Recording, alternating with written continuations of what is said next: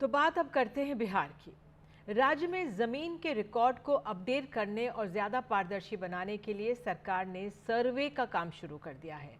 आज से सर्वे की शुरुआत हो गई है। दावा किया जा रहा है कि सर्वे के जरिए जमीन से जुड़े विवादों को सुलझाने और असली मालिकों की पहचान करने में मदद मिलेगी।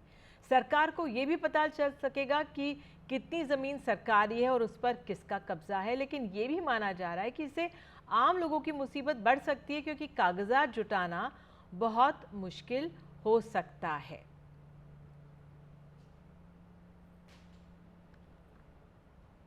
तो बिहार में जमीन के सर्वेक्षण का काम जो शुरू हो गया है, इसके तहत सभी लोगों को अपनी जमीन का ब्यौरा देना होगा, उससे संबंधित सारे दस्तावेज उपलब्ध कराने होंगे। क्यों इससे लोगों की परेशानियां बढ़ रही हैं, क्यों लोग चिंतित और परेशान हैं, पूरी प्रक्रिया के बारे में बता रहे हैं हमारे सहयोगी मनीष कुमार।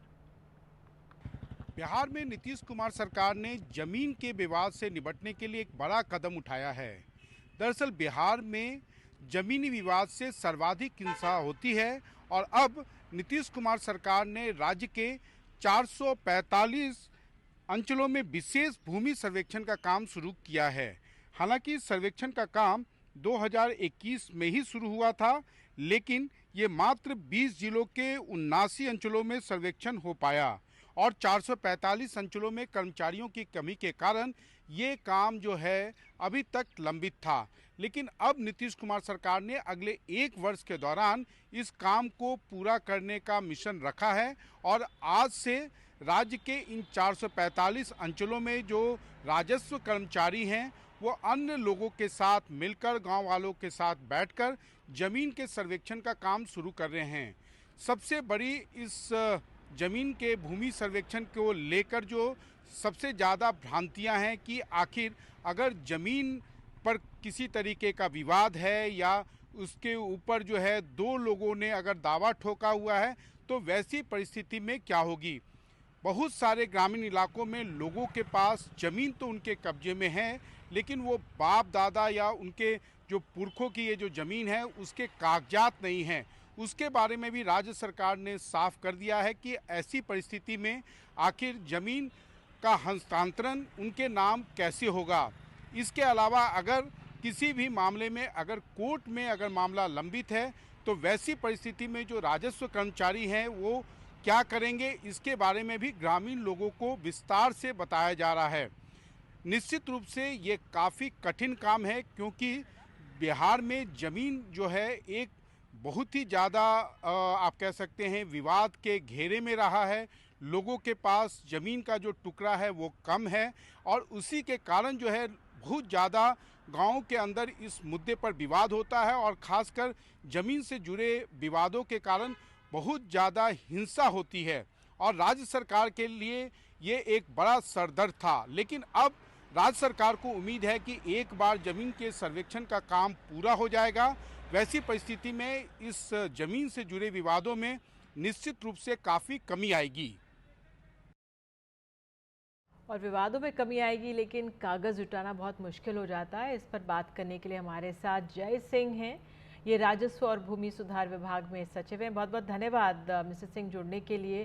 पहला सवाल तो यही है, कागजात जुटाना वो भी बहुत पुराने, बहुत पेचीदा होता है, टेंशन भरा होता है। तो अगर और मुकदमे भी बहुत हैं, जिस तरह से मनीष भी हमें बता रहे थे, तो अगर ज़मीन पर मुकदमे हो तो क्या होगा?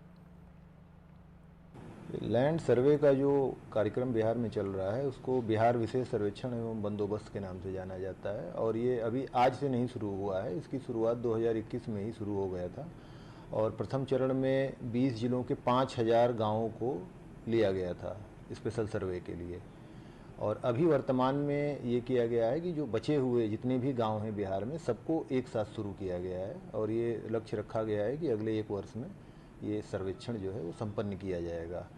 इसका तात्पर्य ये है कि जो हमारा रिकॉर्ड ऑफ राइट है, जिसको बिहार में प्रचलित भाषा में खतियान के रूप में जाना जाता है, और नक्शा, जो किसी मौजे का एक नक्शा होता है जिसमें उस मौजे के सभी प्लॉट का मैप रहता है, इन दोनों को इसी प्रक्रिया के अंतर्गत अद्यतन किया जाता है, अपडेट किया जाता है।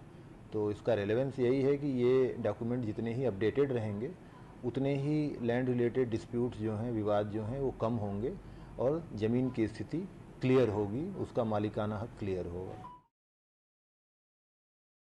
कि अगर वो ज़मीन किसी और के कब्ज़े में भी हो, कहा यह जाता है क्योंकि वो डिमार्केटेड ठीक से नहीं होती, अदला बदली भी लोग कर लेते हैं, तब क्या होगा? नहीं तो इसमें सर्वे के दौरान जब सर्वे की टीम लोगों से मुलाकात करेगी, उनसे जाकर के बात करेगी, तो जो लोग ज़मीनों पे पाए जाएंगे या जिन्होंने क्लेम किया होगा कि ये मेरी ज़मीन है, उनसे उस ज़मीन के दस्तावेज मांगे जाएंगे। और यदि उनके पास जो दस्तावेज जो दिए जाते हैं वो संतोषजनक रहते हैं और वो ये प्रूफ करते हैं कि वो उनको उस ज़मीन का हक किस तरीके से मिला, कैसे आई वो ज़मीन उनके पास, तो फिर सर्वे की प्रक्रिया में उनका नाम दर्ज किया जाएगा।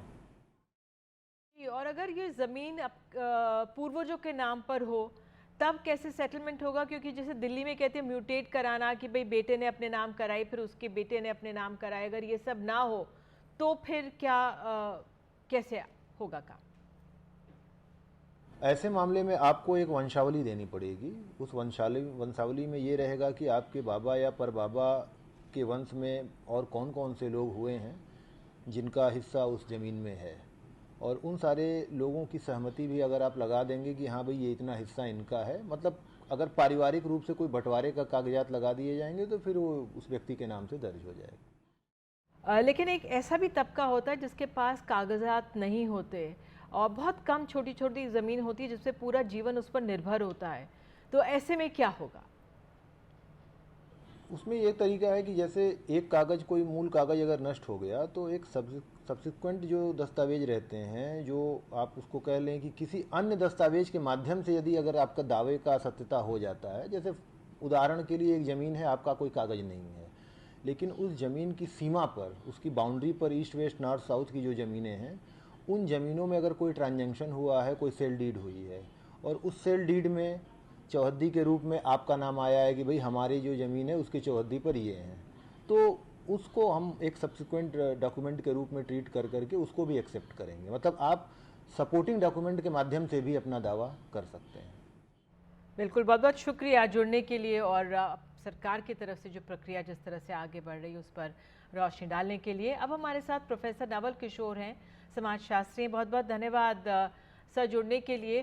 तो एक पहलू बहुत इस लैंड सर्वे का ये भी कहा जा रहा है कि भाई जो इतने विवाद हैं वो साफ़ हो जाएंगे, सरकार की कितनी ज़मीन है वो साफ़ हो जाएगी और जिसके पास जिसकी ज़मीन है वो मिल जाएगी। आप कैसे देख रहे हैं सर्वे को?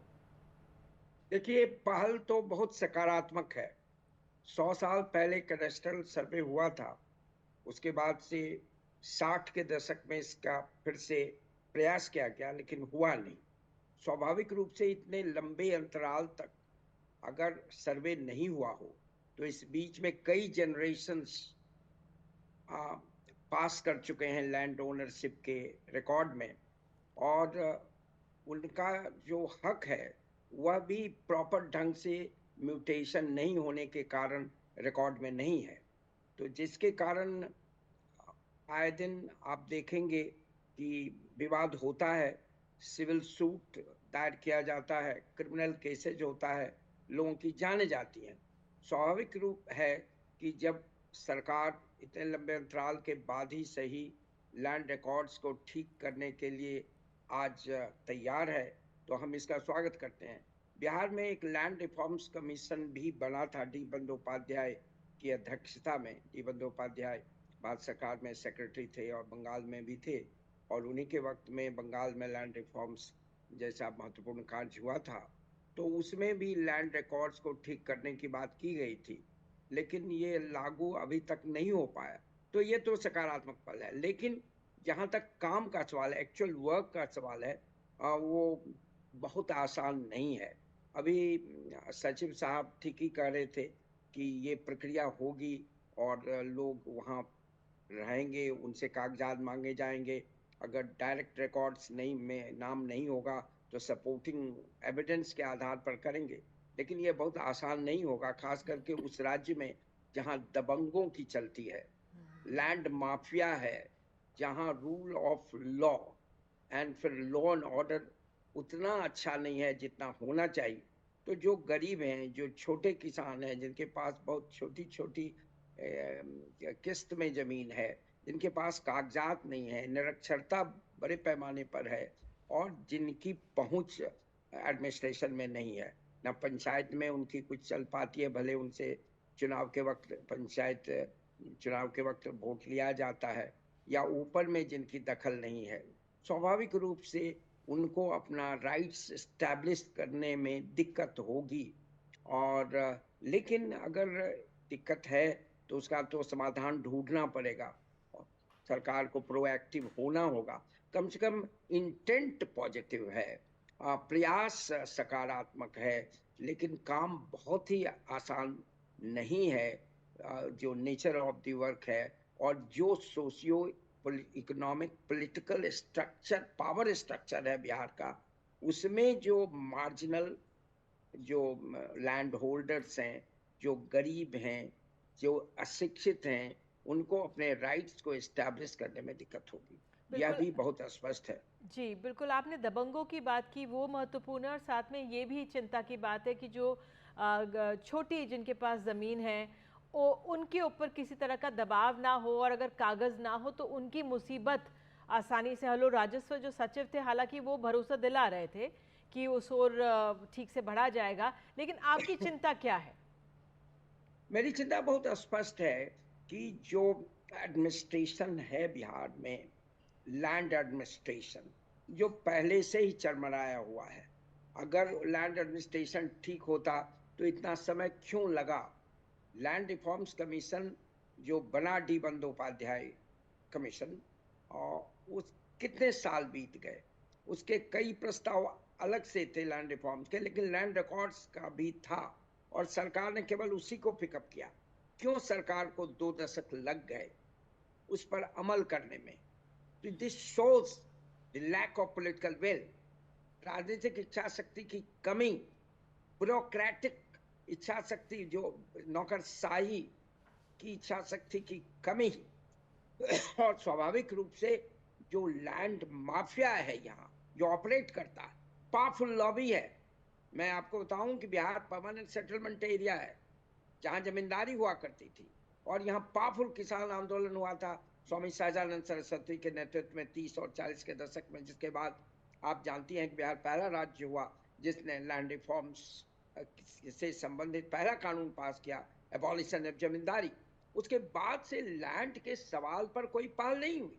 तो जब इवन 50 के बाद, आप आज ये 77 साल हम पूरा कर चुके हैं, लैंड पर पहल नहीं हुई, लैंड रिकॉर्ड्स तक को ठीक नहीं किया गया, तो निश्चित रूप से यहाँ का पॉलिटिकल जो क्लास है वो इंटरेस्टेड नहीं रहा, जो ब्यूरोक्रेसी है नहीं रहा, और उसमें जो बड़े लैंड होल्डर्स हैं जो राजनीतिक रसूख रखते हैं, जो जिसका नेक्सस कास्ट से भी है, उनका बड़ा रोल रहा है। आज जब ये बड़ी बात हो रही है, एक बहुत बड़ा कदम उठाया गया है, स्वाभाविक रूप से चिंता होगी, क्योंकि क्या ये marginal land holders, poor land holders, poverty stricken land holders, जिनके पास 2 कट्ठा 4 कट्ठा और 1 बीघा है, क्या उनके इंटरेस्ट को प्रोटेक्ट सरकार कर पाएगी? वह सरकार जिसने कभी उसकी सुधि नहीं ली। स्वाभाविक रूप से आशंका होगी, लेकिन इसका यह मतलब नहीं कि हम इस कदम का स्वागत नहीं करते हैं। ये पॉजिटिव स्टेप है, पॉजिटिव डायरेक्शन में, लेकिन ये सफल होगा उसके लिए आपको अधिक राजनीतिक इच्छा शक्ति, political determination, strong political determination, और जो ब्यूरोक्रेटिक पर जो सरकार का कंट्रोल है, शासन का जो प्रशासन पर, उसमें होगा। और भ्रष्टाचार का जो बड़ा एलिमेंट है, आप पंचायत से ऊपर तक देख लीजिएगा, कोई काम ठीक बिना पैसे के नहीं होता। ऐसे में आशंका अगर मेरे जैसे व्यक्ति को होती है तो उसका आधार है, एविडेंस है, लेकिन होप करता हूँ, डिस्पेयर में रहने की उम्मीद कायम रखनी चाहिए। और आपने बहुत बेहतर तरीके से सर समझाया है कि कदम बहुत सकारात्मक है, लेकिन किस तरह से लागू होगा, जो इच्छा शक्ति है हमारे नेताओं की, हमारे अफसरशाही की, वो इसमें बहुत ज़रूरी होगी।